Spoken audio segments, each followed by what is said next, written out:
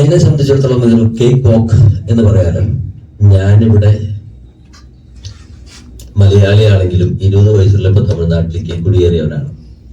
എൻ്റെ 65 വയസ്സ് വരയ്ക്കും, അതായത് ഏതാണ്ട് ഒരു 45 വർഷം തമിഴ്നാട്ടില് തമിഴ് ജനതയുടെ കൂടെ തെലുങ്ക്, ഹിന്ദി, എനിക്ക് തോന്നുന്നത് ഒരു പക്ഷേ ഇന്ത്യയില് ഏറ്റവും കൂടുതൽ റെക്കോർഡിംഗ് പങ്കെടുത്ത ഒരു വയലിനിസ്റ്റ് ആയിരിക്കും, മേ ബി ദ നമ്പർ 1. അതെനിക്കറിയാം.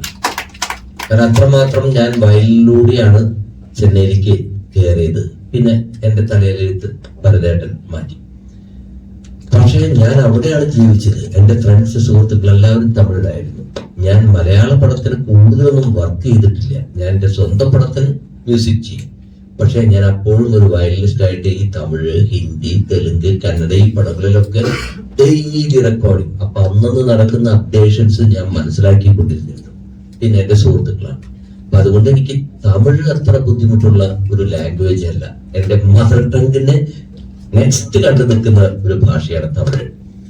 പിന്നെ ഞാൻ ഒരുപാട് ഇംഗ്ലീഷ് പടങ്ങളും ഇതൊക്കെ കാണുന്ന ഒരു വ്യക്തിയാണ്. ഡെയിലി രാത്രി 1-2 പടം കാണും. അപ്പൊ അതെന്തുകൊണ്ടാണെന്ന് വെച്ച് കഴിഞ്ഞാൽ എനിക്ക് എന്താണ് പുതിയത് എന്താണെന്ന് ഉണ്ടാക്കുന്നത് എന്നുള്ളത്, ചെയ്യുന്നതെന്ന് അറിയാനുള്ള ഒരു ഇഷ്ടം കൊണ്ടാണ്. പണ്ട് മുതലേ എങ്ങനെയായിരുന്നു ഈ ഇംഗ്ലീഷ് ഫിലിംസിന്റെ ട്രാക്ക്. അന്ന് എനിക്ക് തോന്നുന്ന ആരും അത് അങ്ങനെ ശ്രദ്ധിച്ചിട്ടുണ്ടാവില്ല.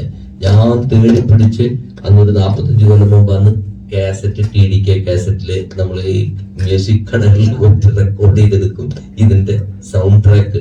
അതിൽ ഡയലോഗുകളൊക്കെ ഉണ്ടാവും. അങ്ങനെ കേട്ട് പരിശീലിച്ചതാണ്. അതാണ് ദാറ്റ് അപ്ഡേറ്റഡ് മീ. അതെന്നെ അപ്ഡേറ്റ് ചെയ്തു.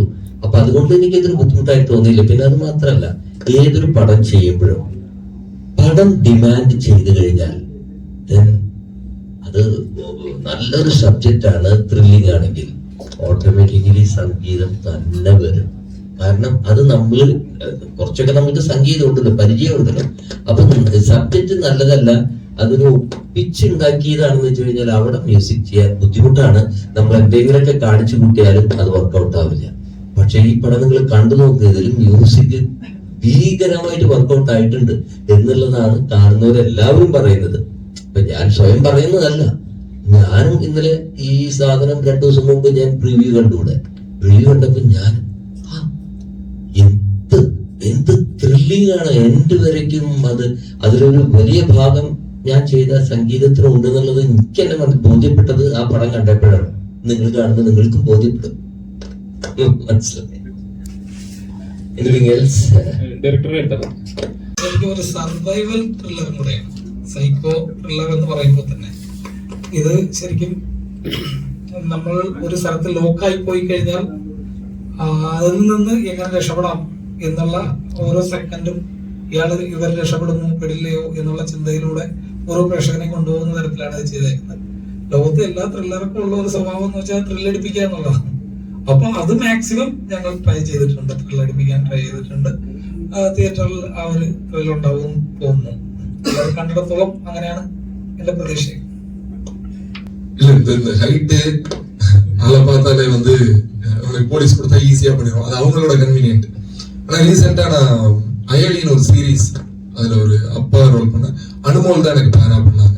அது ரொம்ப ரொம்ப நல்லா அந்த சீரீஸ். அதுக்கப்புறம் இப்ப ரீசெண்ட் மூவிஸா வேற கேரக்டர்ஸ் பண்ணிட்டு இருக்கேன். நீங்களும் கூப்பிட்டு உங்க டைரக்டர்ஸ் எல்லாம் சொல்லுங்க, வேற ஒரு கேரக்டர் கொடுக்க சொல்லுங்க, நடிக்கிறேன்.